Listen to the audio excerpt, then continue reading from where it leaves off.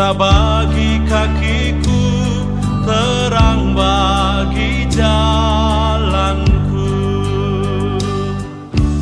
Firman-Mu. Bersyukur pada Tuhan, hari ini kita bisa berjumpa lagi. Tema yang kita mau pelajari hari ini, tema yang sehari-hari kita pasti alami. Hidup ini harus mengalami pemulihan. Saya ulangi, hidup ini harus mengalami pemulihan. Kenapa mesti dipulihkan? Kita melihat dulu arti kata pemulihan atau dipulihkan. Saudara, secara umum kata dipulihkan itu artinya disembuhkan, ya. Karena kita sering menghadapi sakit penyakit. Nah, kata dipulihkan itu kalau dalam bahasa teknologi, ya, seorang punya HP, punya komputer, pokoknya barang-barang yang pakai komputer pasti akan selalu kalau digunakannya banyak restart, ya. Maka itu HP yang hang, tahu kata hang ya, hang itu dari bahasa Inggris artinya gantung atau ganjal, H-A-N-G, hang itu dari bahasa Inggris artinya gantung atau terganjal, ya. Recovery, restart. Nah, kalau HP saudara ada masalah, komputer kita ada masalah, jangan dipaksa dipakai. Matikan dulu, off-kan dulu, tunggu berapa saat, lalu hidupkan kembali. Nah, itu namanya restart, diulang dari awal. Supaya semua komponen di dalam komputer itu istirahat sebentar. Nah, itu artinya dipulihkan, disembuhkan, ya, recovery. Ada juga kata reformat. Ya, kenapa direformat? Harus dikembalikan ke format bentuk semula. Nah, itulah hidup. Waktu kita dilahirkan, ya, secara umum kita ini sempurna. Ya, waktu kita dilahirkan sempurna. Karena belum kenal dunia ini bayi-bayi itu. Nah, ketika bayi-bayi ini bertumbuh, hidup, nah, saudara, jangan anggap bayi-bayi nggak pernah terluka. Salah besar. Bayi-bayi justru banyak terluka. Nah, luka hatinya para bayi itu sangat pedih. Kenapa? Mereka hanya menerima, ya, apa yang dibuat oleh orang lain. Bayi-bayi yang terluka itu tidak pernah bisa memilih untuk mau dilukai atau tidak. Kalau kita yang sudah dewasa, ya, kita bisa menghindar, kita bisa memilih untuk tidak menerima luka hati itu. Betul nggak? Contohnya, kita lagi ngomong-ngomong beberapa orang. Tiba-tiba ada salah seorang dari kita bicara itu mulai nyerang. Kata-katanya mulai kelihatan tajam. Nah, kita bisa minggir, nggak usah dengerin. Ngapain? Daripada ngotorin hati. Tapi bayi-bayi nggak bisa. Karena mereka nggak berdaya untuk bicara. Maka itu sumber luka hati manusia. Itu paling banyak terjadi ketika kita masih bayi. Mendengar suara yang keras, bentakan mama ke papa, papa marah ke mama di depan bayinya. Jangan anggap bayi itu nggak ngerti. Saya buktikan. Siapa yang memberitahu bayi-bayi? Begitu ayah ibu bertengkar, perhatikan ya. Begitu ayah ibu bertengkar, nggak ada bayi yang maaf lu, nggak ada. Begitu bayi-bayi mendengar suara teriakan mama, suara teriakan papa, bayi itu ikut menjerit, menangis. Tangisan bayi, jeritan bayi itu artinya stop, aku nggak mau papa mama bertengkar. Bayangkan saudara, tapi dasar dua bleknya papa mama, egoisnya papa mama, sombongnya, gengsinya papa mama, makin kencang bayi kita menangis, maka kita makin kencang teriak juga. Apalagi kalau itu dilakukan hampir tiap malam. Jam bayi ini tidur, tapi dua bajingan ini ribut terus. Maaf saya berkata kasar. Sadar enggak? Membuat bayi-bayi kita terluka. Luka mentalnya, luka. Jangan dianggap enteng bahwa bayi-bayi itu enggak ngerti apa-apa. Ngerti saudara, ngerti. Tuhan tolong kami. Iya, betapa jahatnya jika kita orang tua menyiksa bayi. Nah, karena kita beranggapan, bayi nggak ngerti kok. Jangan. Tahun 80-an akhir, saudara, ada penelitian ya yang dilakukan oleh para psikolog anak. Nah, waktu saya menemukan penelitian itu, dari hari itu sampai hari ini, saya memperhatikan bayi-bayi. Maka itu orang tua yang suka bertengkar bertobat ya. Kita bagaimana nggak bertengkar? Dia jengkelin, dia begini. Nah, sudahlah, stop. Ampuni. Oh, betul ini. Di Facebook saya, Instagram saya, ada banyak emotikon orang nangis, wajah nangis. Betul, kasihan bayi-bayi itu. Nah, begini penelitiannya. Kira-kira ada 5-7 bayi ya yang dibawa usia 5 bulan. Jadi betul-betul bayi. Nah, dibawa keluar dari rumah mereka. Entah digendong atau biasanya luar negeri pakai kereta dorong itu. Nah, ketika mereka diarahkan ke satu jalan ya, misalnya begitu keluar rumah ke arah kiri ya, ke arah kiri. Nah, 5 bayi ini begitu hari pertama mereka keluar ke satu jalan yang mereka belum pernah lewat, dimonitor. Ternyata bayi ini gelisah. Wih, dari mana taunya gelisah? Wajah mereka, mata mereka. Orang Jawa bilang jelalatan. Lihat kiri, lihat kanan, lihat ke atas. Nah, di situ para peneliti mulai ngecek kenapa ya gelisah. Ya nggak terlalu jauh, cuma berapa puluh meter saja. Terus diajak balik, ya diajak balik. Nah, kegelisahannya mulai turun. Udah, besok pagi dilakukan hal yang sama. Ke arah yang sama seperti kemarin. Kegelisahannya mulai tenang, mulai kurang. Ya, nah begitu pula balik, mulai tenang lagi. Hari ketiga ada perubahan di wajah mereka yang tegang, yang gelisah. Mereka mulai tenang wajahnya. Lihat kiri, lihat kanan. Nah, ini peneliti meneliti kenapa ya? Kenapa bisa begitu? Mulai tenang. Hari keempat total tenang. Lihat kiri, lihat kanan. Sesekali mereka senyum. Tenang bayi ini di hari keempat. Hari kelima, begitu dibawa keluar rumah belok ke arah kiri, bayi-bayi itu mulai senyum. Nah, para peneliti meneliti. Kenapa ya? Belum tahu. Hari ke-6 arah perjalanan dirubah. Misalnya ke arah kanan. Begitu berubah ke arah kanan. Ini bayi-bayi ini gelisah dan tegang. Seperti hari pertama 6 hari yang lalu. Wih, matanya lihat kiri kanan. Ke atas ke bawah. Wajahnya wajah tegang betul. Mereka lihat kiri kanan matanya. Sudah sekian puluh meter balik. Sama. Hari kedua rute yang sama ke kanan tadi. Masih gelisah, tapi sudah mulai menurun. Sekian puluh meter balik lagi, mulai tenang lagi. Nah, hari yang ketiga, sudah mulai tenang. Lihat kiri, lihat kanan. Sudah mulai ada kelihatan senyum. Begitu pula pas balik lagi, mulai tenang. Hari keempat, para peneliti melihat wajah bayi ini nggak tegang sama sekali. Bahkan mulai senyum. Hari kelima mereka mulai cerah. Saudara dengar ya, ini penelitian. Saya bersyukur Tuhan tunjukkan saya sebuah penelitian itu.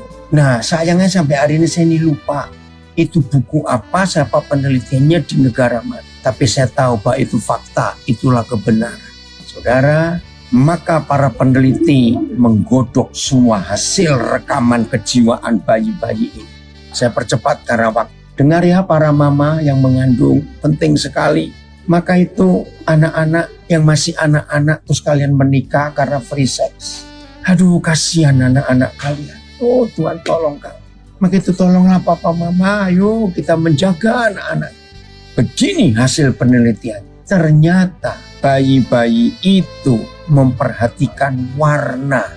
Catat ini, warna. Jadi hari pertama mereka keluar ke arah kiri, misalnya di sebelah kiri mereka lihat ada gedung warna biru, di sebelah kanan lihat gedung warna putih misalnya. Maju lagi gedungnya berubah warna hijau, lihat kanan lagi, kok ada warna merah lagi. Sepanjang perjalanan itu, karena bayi-bayi ini belum pernah lewat daerah itu, maka itu mereka anggap asing.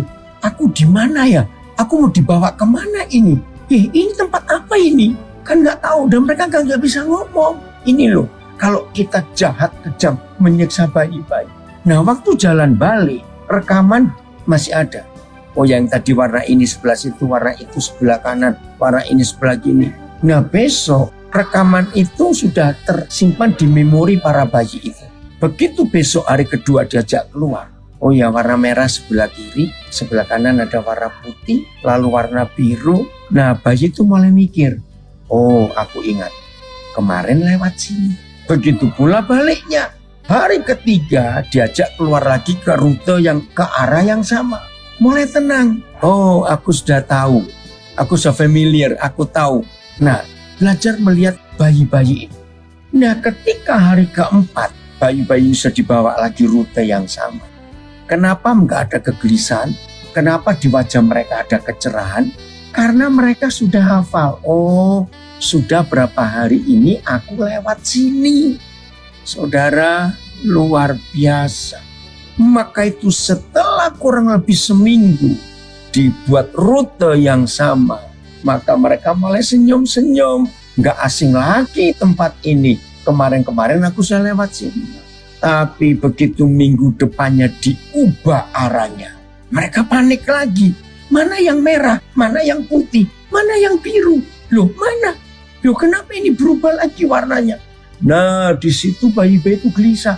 Aku dibawa kemana ini? Kenapa ini daerah baru? Mana yang kemarin aku lihat? Saudara bayangkan. Tapi begitu hari ketiga, rute yang baru dilewati selama 3 hari. Saudara bayangkan. Jangan anggap remeh bayi-bayi. Mereka merekam semua. Lewat mata mereka. Lewat telinga mereka. Lewat pikiran mereka. Lewat hati mereka, yang kita lakukan, yang kita katakan, yang kita nyanyikan, yang kita ucapkan. Bayi-bayi itu merekam semua. Ini yang kita harus tahu. Jangan remehkan bayi. Bayangkan, sampai umur 1 tahun pun anak-anak itu nggak berdaya. Saya ulangi, sampai umur 1 tahun pun anak-anak itu tidak berdaya. Mereka nggak bisa melawan, mereka nggak bisa memilih, mereka nggak bisa. Ayo kita renungkan firman ini supaya tidak ada seorang pun di antara kita menganggap remeh. Nah, maka itu kenapa tema kita hari ini, hidup ini harus wajib dipulihkan ya setiap hari dalam hidup kita. Setiap hari ada pemulihan dalam hidup kita. Sehingga kita tidak akan pernah bisa menolak waktu kita masih bayi-bayi. Itu sebabnya kita harus belajar. Hampir tiap hari Tuhan itu mau memulihkan, menyembuhkan kita. Tuhan mau ya. Maka itu kita harus sabar dulu dalam hidup ini. Untuk kita menyadari bahwa jangan kita mau terluka dan jangan mau dilukai. Siap ya untuk itu. Maka itu Bapa di surga luar biasa dalam hidup ini. Menjaga kita, menolong kita. Nah sambil mendengar ini, maafkan saya. Siapapun juga kita, usia berapapun kita, kalau ada di antara kita sedang terluka, ayo semua kita belajar untuk itu. Nah, Bapa di surga selalu punya kesempatan untuk kita dipulihkan. Nah, masalahnya sekarang kita mau atau tidak untuk dipulihkan. Saya ulangi, masalahnya kita mau atau tidak untuk dipulihkan. Nah, ini masalahnya. Maaf saya beri tanda-tanda dulu, ciri-ciri dulu. Siapa yang perlu dipulihkan? Siapa yang perlu pemulihan? Orang yang suka mimpi buruk, susah tidur. Ya, saya ulangi, orang yang suka mimpi buruk atau susah tidur harus mengalami pemulihan itu. 2. Orang yang susah mengampuni, nggak ada sulit. Kalau mau pasti Tuhan tolong. Kalau saudara berkata, aku kok sulit, maaf. Karena saudara tidak mau dipulihkan. Serius. Nah yang mendengar kebenaran ini, saudara rindu tapi kok tidak bisa.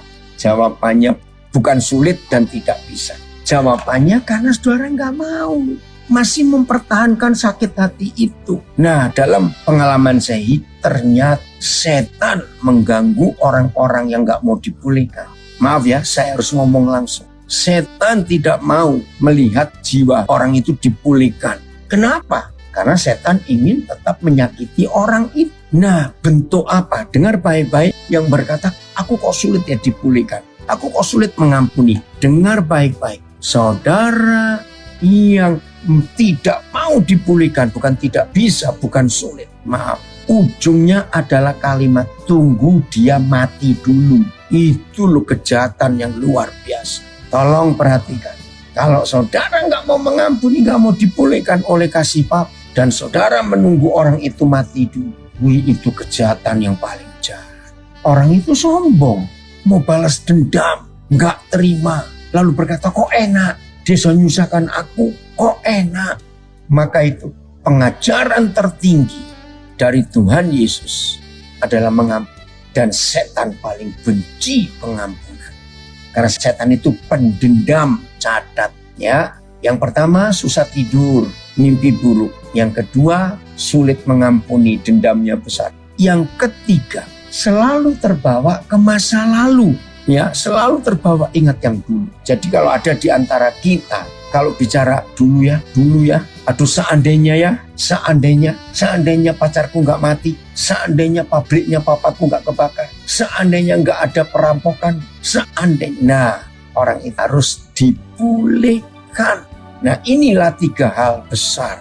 Kalau saudara bertanya siapa yang harus dipulihkan, ada komen. Kalau sampai ada seseorang yang bilang aku ini ya begini, tidak bisa, ya sudah, anggap saja sebagai orang sakit. Yang berkata demikian berarti bisa dikatakan sombong. Betul, karena dia nggak mau berubah. Dia memaafkan dirinya sendiri. Nah nggak bisa kita hidup seperti itu, nggak bisa. Maka itu hari ini kita harus mengalami perubahan dalam hidup kita. Jadi saudara, ya ada komen lagi, jadi bisa dipulihkan atau tidak. Itu berarti dari diri sendiri. Betul. Jadi mujizat tidak bisa memulihkan, tidak bisa. Untuk pemulihan hidup itu bukan perlu mujizat, itu keputusan kita. Maka itu kalau saudara sedang dikuasai kemarahan dan dendam, nggak bisa berdoa, Tuhan tolong saya Tuhan, supaya saya lepas dari dendam ini. Nggak bisa, Tuhan nggak akan dengar. Ya, maka itu hari ini ambil keputusan, Papa saya mau dipulihkan. Aku mau melihat ke depan sekarang ini. Ayo pengajaran ini kita bagikan kepada banyak orang. Karena ini yang membuat Tuhan Yesus nggak bisa datang. Kisah Rasul 3:21. Ngeri loh saudara. Kalau kita tidak mengalami pemulihan, maaf ya yang tanya ini saya harus tegas. Ya sekarang ini dipulihkan, ngapain tunggu mati? Ini loh sombong. Orang yang tidak mau dipulihkan itu sombong dan jahat. Karena ingin balas dendam kepada orang yang menyakitinya dan yang menghancurkannya. Bertobatnya hari ini, jangan tunggu mati dulu, ngeri. Ya udah sudah tahu kok pakai tanya. Nasibnya ngeri dalam kekekalan. Gampang kok ngampuni, senyum aja. Terima kasih Tuhan, aku disakiti, aku dilukai. Karena Yesus pun sudah ngalami itu. Oke, supaya yang bertanya ini jadi lega, dengarkan semua. Tuhan Yesus. Nah ini salah satu cara. Kiranya cara ini menolong semua kita. Maaf ya begini caranya ya. Roh Kudus urapi saya supaya saya nggak salah ngomong dalam nama Yesus. Sesakit-sakitnya hati kita, sehancur-hancurnya nama baik kita. Dengar, saya ulang, sesakit-sakitnya hati kita karena perbuatan orang-orang tertentu. Sehancur-hancurnya nama baik kita, dihina, difitnah, diinjak-injak. Udahlah pokoknya jelas. Serugi-ruginya harta benda kita, ditipu, dihabisi. Terserah, saudara mau cari apa lagi? Saya mau katakan, yang dialami Tuhan Yesus dengan yang saudara alami, maaf, mana lebih berat? Saya percaya gak ada yang berani ngomong, oh Pak Daniel, yang saya alami lebih berat dari Tuhan Yesus. Awas ngomong begitu kamu, sombong betul. Saudara bisa lebih hebat dari Yesus mengalami penderitaan. Maaf saya berkata, bertobat. Nah ini salah satu penyebab kenapa ada orang gak mau dipulihkan.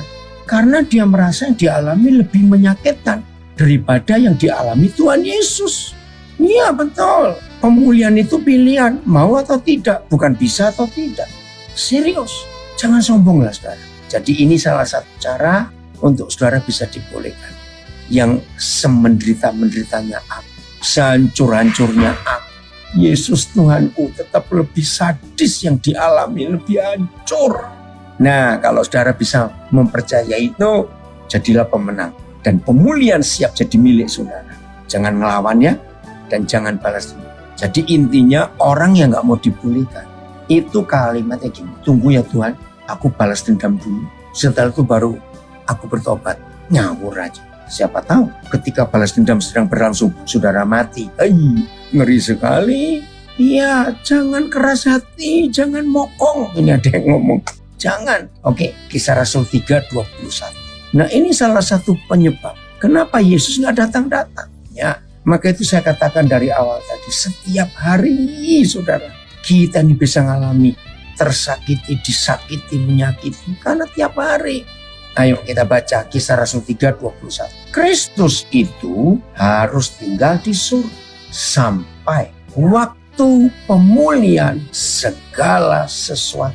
Lihat, sampai waktu pemulihan segala sesuatu. Seperti yang difirmankan Tuhan dengan perantaraan nabi-nabinya yang kudus di zaman dahulu. TSI-nya, saya langsung aja TSI ya.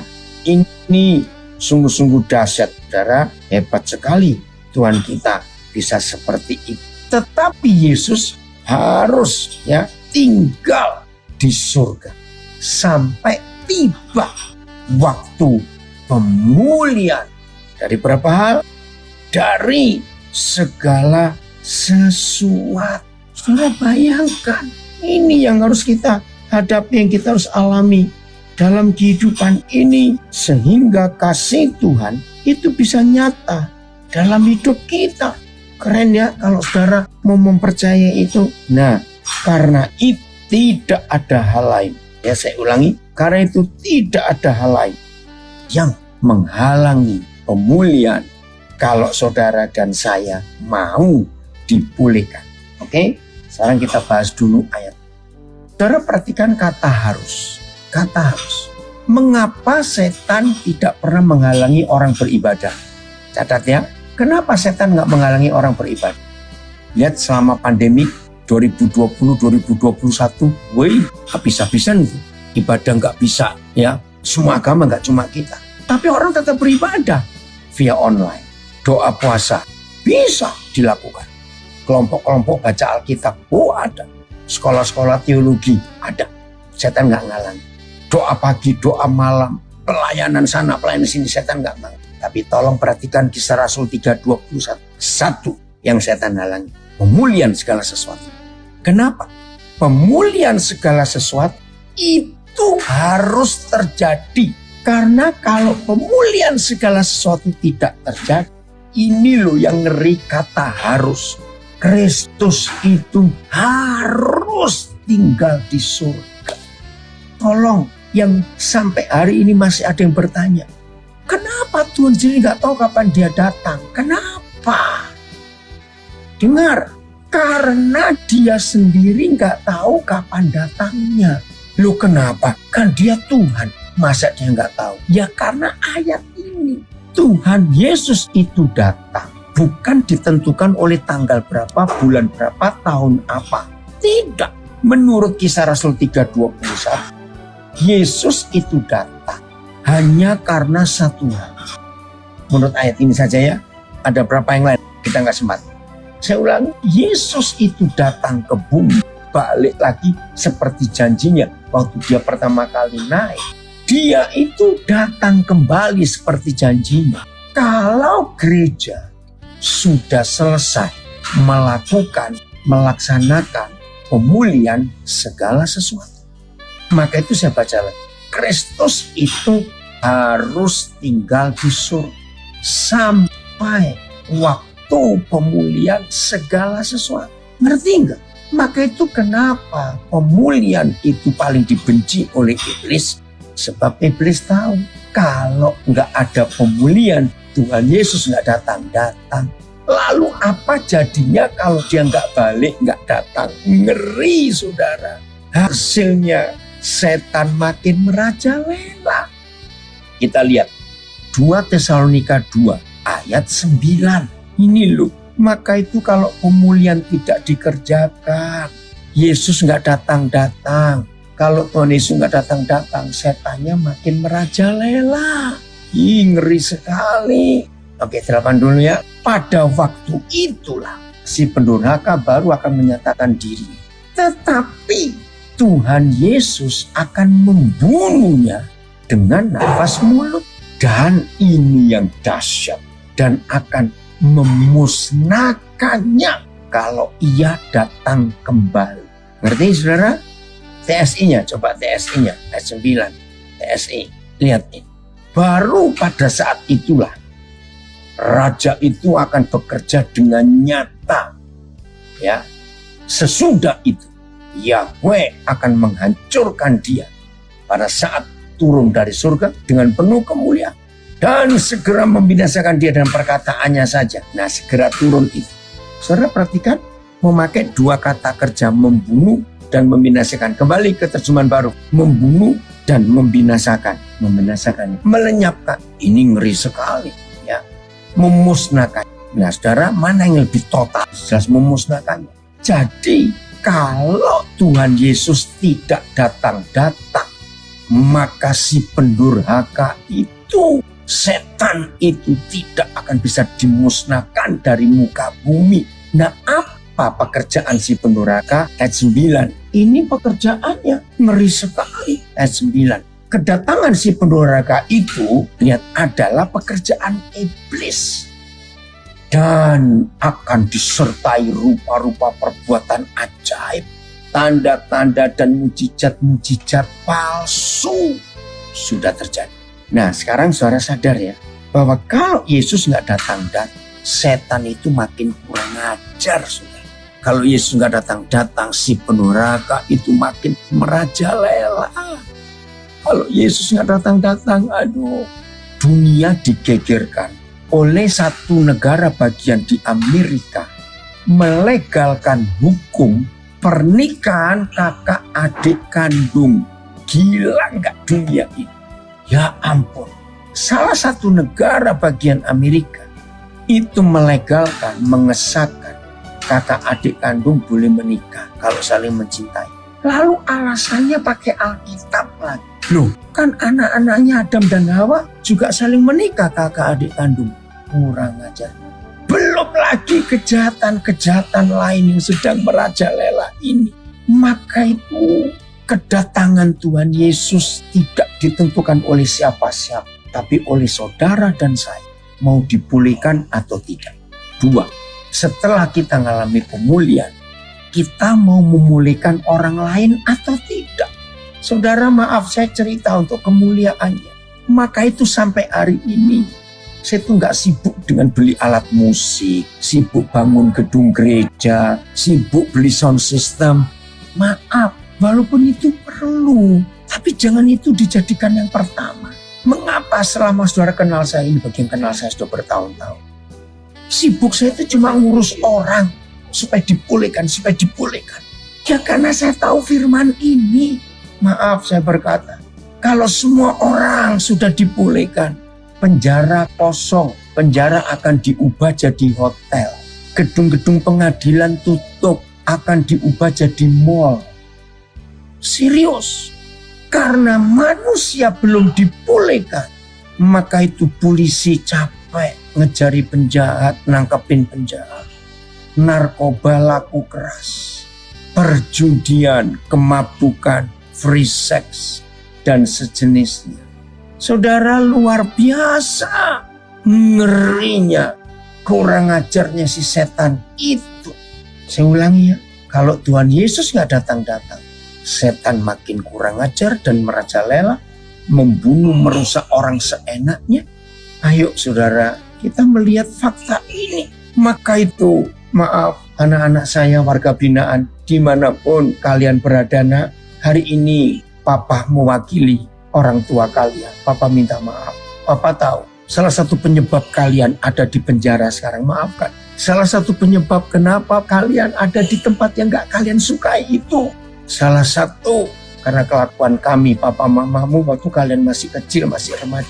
Tapi hari ini papa bicara pada kalian, maafkan kami, nak. Maafkan. Kami yang menjerumuskan kalian ada di situ hari ini, maaf. Ayo terima pengampunan siapapun kita. Dan ayo kita mengampuni siapa saja yang melupai kita. Ya, ada pertanyaan, betul. Apakah pemulihan itu juga perlu dengan hubungan dengan sesama, dengan berkomunitas? Betul. Karena kalau kita berkomunitas, punya fellowship, punya persaudaraan, itu akan menolong kita saling menyembuhkan dan saling disembuhkan. Betul sekali. Justru orang yang sudah dipulihkan, orang itu gampang bersekutu, berkomunitas, bersosialisasi dengan siapa saja. Kalau begitu saya tambah yang keempat. Yang perlu pemulihan adalah nomor 4. Kalau saudara nggak punya teman, itu perlu pemulihan. Aneh, orang hidup kok nggak punya teman. Monyet aja punya teman. Maaf saya. Masa orang nggak punya teman? Nggak lucu. Ayo kita berubah hari ini. Jadi yang perlu dipulihkan ada 4 ciri besar. 1, susah tidur, ya, mimpi buruk, sulit mengampuni, ya. Kalau ngomong yang dulu. Nah yang keempat ini nggak punya teman, harus ngalami pemulihan. Pemulihannya nggak perlu ke psikolog, bayar mahal nanti. Duduk aja sendiri dengan papa. Papa, saya mengampuni orang-orang yang melukai saya mengampuni yang merusak saya. Bahkan kalau ada di antara kita yang sudah pernah diperkosa, maaf, ayo berubah mulai hari ini. Viral berapa hari yang lalu, ada seorang suami baru menguburkan istrinya yang dinikahi selama 15 tahun. Nah, suami ini sayang dia. Hidup keluarga mereka harmonis. Tapi terakhir si istri kena penyakit kanker dan akhirnya meninggal. Nah, waktu masih hidup, istrinya bilang, aku punya tempat rahasia. Kamu hanya boleh buka setelah pemakamanku. Suaminya, kamu tuh aneh-aneh sih. Sudahlah, pokoknya kamu hanya boleh buka setelah pemakaman. Lah suami cuma pikir istrinya guyonan. Setelah pemakamannya hari ini, besok dia cari tempat rahasia itu ketemu. Saudara, ternyata ada buku harian yang dia, waktu saya baca itu, saya nggak bisa bicara apa.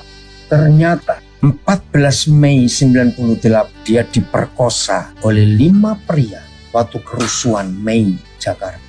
Waktu itu orang tuanya di Amerika menghadiri wisuda kakaknya. Nah saudara, dia menyimpan sakit hati, kekecewaan karena diperkosa oleh 5 orang. Hartanya dihabiskan. Ini orang Tionghoa. Dalam tulisan itu si istri berkata, tapi aku berterima kasih Tuhan berikan aku seorang suami sebaik engkau. Kalau aku salah menikah, mungkin aku lebih hancur. Walaupun aku tahu hidupku ini akan pendek, tapi aku cukup merasakan kasih sayang. Aduh saudara, waktu saya baca itu, saya kaget juga dapat itu. Nah ini loh, kalau sudah dipulihkan, hidup ini luar biasa. Maka kita ayo semua kita hari-hari ini bergerak dalam pemulihan. Maka itu, orang yang belum dipulihkan, itu nggak akan betah tinggal di komunitas. Maaf, orang yang belum dipulihkan, ketika pernah gabung di satu komunitas, dia pasti mental. Dan waktu dia mental keluar, alasannya banyak sekali. Biarkan dulu supaya dia selesai dengan dirinya sendiri, baru dia bisa dipulihkan. Saudara, maka itu jangan biarkan setan terus merajalela seperti ini. Yang rekaman audio, ya, siap juga. Ayo semua kita jadi agen-agen pemulihan. Tetapi caranya kita dipulihkan lebih dulu. Saudara, dalam hidup ini indah. Sungguh, bagian terakhir ini saya mau meyakinkan, menegaskan. Mengalami pemulihan itu mudah. Maaf ya, saya pakai ilustrasi jorok. Karena ini gampang diingat. Dipulihkan itu semudah orang kentut. Maaf. Dipulihkan itu semudah orang bersin. Dipulihkan itu semudah orang ngupil. Buang kotoran hidung, maaf. Semudah itu. Asal kita mau. Maaf ya, memang Untuk lepaskan kentut itu ada aturannya. Maaf, ya. Tahu aturannya? Saya nggak perlu jelaskan, ngerti semua. Tapi begitu sudah kita mau buang kan gampang. Maaf, nggak ada orang, ini yang umum ya, nggak ada orang mau kentut itu berjuang dulu, nggak ada, kecuali ada penyakit nggak bisa kentut, maaf ya. Jadi nggak perlu perjuangan, maaf, orang kentut, orang ngupil, orang bersin itu nggak perlu ada perjuangan yang berat, sederhana, lepaskan saja. Nah seperti itu kalau saudara mau dipulihkan, datang aja kepada Papa. Papa, ini aku mengampuni orang-orang jahat itu. Aku mengampuni mereka yang merusak hidupku. Aku mengampuni mereka yang merugikan aku, membuat aku bangkrut. Aku mengampuni Papa. Terima kasih karena aku sudah diampuni oleh Papa. Itu saja pemulihan, tidak susah. Ada komen dari Surabaya, dunia makin mengerikan, setan merajalela. Sebab itu kita harus segera dipulihkan untuk memulihkan orang lain juga supaya Yesus segera datang. Dari Tulungagung, mari kita dengan rendah hati siap dipulihkan dulu supaya kita bisa dipulihkan untuk memulihkan. Amin. Nah, ada yang komen, ya setelah mengampuni itu ada rasa lega sekali. Betul, lepaskan, nggak susah. Saya harap semua anak-anak saya, semua saudara yang sudah bertahun-tahun pengen dipulihkan tapi nggak, hari ini ngomong, Papa, ini aku. Ingat loh, semudah orang lepaskan kentut, semudah orang ngupil, buang kotoran hidung, semudah orang bersin. Seperti itu pemulihan. Karena Papa sudah siapkan semuanya. Kita tinggal menerima. Waduh, lega. Setan, kau dengar, hari ini semua kami yang kau cengkeram dengan kemarahan, kebencian, dendam, sakit hati, lepaskan dalam nama Yesus. Kami nggak mau lagi jadi budak. Kami nggak mau lagi jadi membermu, setan. Kami nggak mau jadi milikmu lagi. Kami mau bebas dalam nama Yesus. Terima kasih, Pak. Sesederhana itu mengampuni itu, saudara. Nggak ada yang sulit. Puji Tuhan. Ada yang berkata terima kasih Tuhan. Terus emotikonnya nangis. Betul, sudah selesai. Pasti selesai diatasi. Semua itu orang perlu pemulihan dalam hidup ini. Ya, ada yang komen, saya trauma, dilukai oleh suami dan ayah kandung dan papa mertua. Nah ini, seorang wanita dilukai 3 pria, papa kandung, suami dan papa mertua. Ngeri. Tapi hari ini, setelah dengar firman ini ya, saya belum kenal siapa saudara yang nulis ini, terimalah pengampunan. Walaupun berat, berkati suamimu, berkati papa kandungmu, berkati papa mertuamu, pasti boleh, legakan. Udah, oke, gini aja supaya saudara yakin. Tapi jangan sampai gunakan ayat ini untuk balas dendam. Oke, kita buka Roma 12 ayat yang ke-21. Mudah-mudahan nggak salah. Ya, yang masih sulit saya tambahkan ayat. Setelah tadi, maaf, dipulihkan itu semudah orang buang kentut, semudah orang bersin, semudah orang ngupil, maaf. Ini Roma 12 ayat 21. Janganlah kamu kalah terhadap kejahatan. Jadi kalau kita dijahatin orang, jangan mau dikalahkan. Tetapi kalahkanlah kejahatan itu dengan kebaikan. Apa hukumnya? Ayat 18. Ya, lihat ini ayat 18. Jadi tergantung kita semua. Supaya kita nggak kalah oleh kejahatan. Tapi kalahkan kejahatan dengan kebaikan. Ayat 18, ya, sedapat-dapatnya. Kalau hal itu bergantung padamu. Jadi tergantung kita, bukan tetangga kita, bukan orang lain. Sedapat-dapatnya kalau hal itu bergantung pada saudara dan saya. Hiduplah dalam perdamaian dengan semua orang. Nah ini caranya saudara dan saya bisa membalas kejahatan dengan kebaikan. Ayo berdamai, nggak usah diurus masalah sakit hati itu. Oke, ayat 19. Lihat, ini janji Papa yang luar biasa untuk saudara-saudaraku yang kekasih. Janganlah kamu sendiri menuntut pembalasan. Jangan, ya. Tetap berilah tempat kepada murka Tuhan. Sebab ada tertulis, pembalasan itu adalah hakku. Akulah yang akan menuntut pembalasan. Firman Yahweh. Ini yang hebat. Jadi ada yang dilukai papa kandung, dilukai suami, dilukai papa mertua. lepaskan pengampunan. Lepaskan pengampunan supaya saudara mengalami pemulihan yang luar biasa.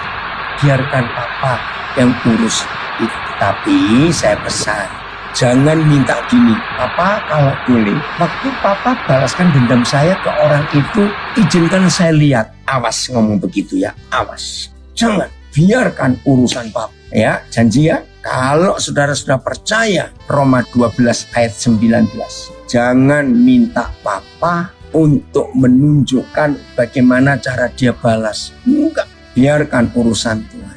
Nah, hidup jadi lega. Betul ya, hidup jadi enak. Ada yang tanya, apakah doa-doa dan berkat pengampunan kita untuk seseorang supaya dipulihkan, Tuhan akan pulihkan dia? Betul. Nah, ini pertanyaan bagus. Apakah doa-doa dan berkat pengampunan kita untuk seseorang supaya dipulihkan, Tuhan akan pulihkan dia? Betul. Kita lihat ayatnya. Yohanes 20 ayat 23. Terima kasih saya diingatkan ya dengan pertanyaan ini. Yohanes 20 ayat 23. Yohanes 20 23. Sudah? Jikalau kamu mengampuni dosa orang, dosanya diampuni. Jadi kalau saudara mendoakan musuh saudara, memberkati dan pengampunan, maka musuh saudara juga diampuni oleh Tuhan. Tapi jangan jawab, oh, lah kok enak, kok dia yang diampuni, katanya dihukum. Nah itu berarti masih dendam. Maaf ya, jangan begitu. Jadi saudara, kalau kita mau percaya firman ini, maka kita bisa memberkati orang, memulihkan hidup. Maka itu saya tambahkan Matius 6 ayat 14-15.